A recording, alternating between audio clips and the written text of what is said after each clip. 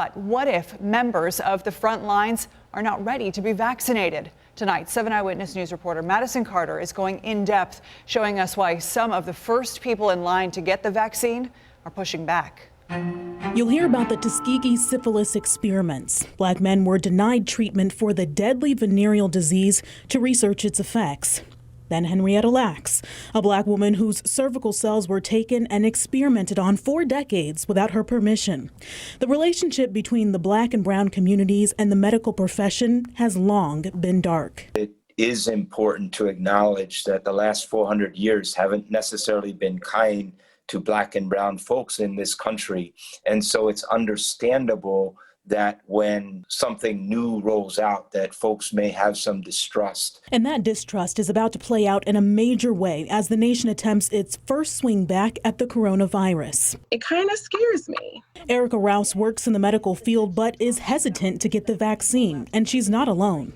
What we're finding even at Jericho Road is some of our staff are nervous about taking it. Healthcare workers are supposed to be front of the line to get vaccinated. Then if Governor Cuomo's plan is implemented, black and brown people won't be far behind. The problem is many of them don't want it. If you go to the UK, 74% of people want to take it. If you come to the States, 60%. And if you come into our communities, 20%. They have to give you the disease to protect you against it, right?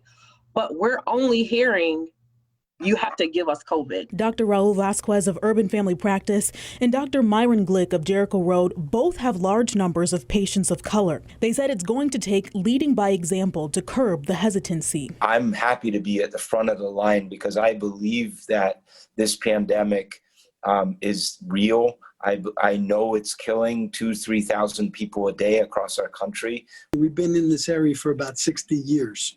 So it's not something, we're not new in the game.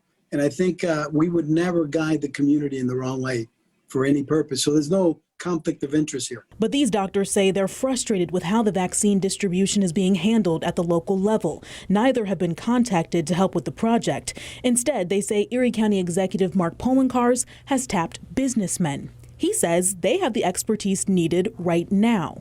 What we wanted to do is bring in individuals for logistics and operations. And these are individuals who are used to dealing with hundreds of thousands of dollars of goods coming in and out.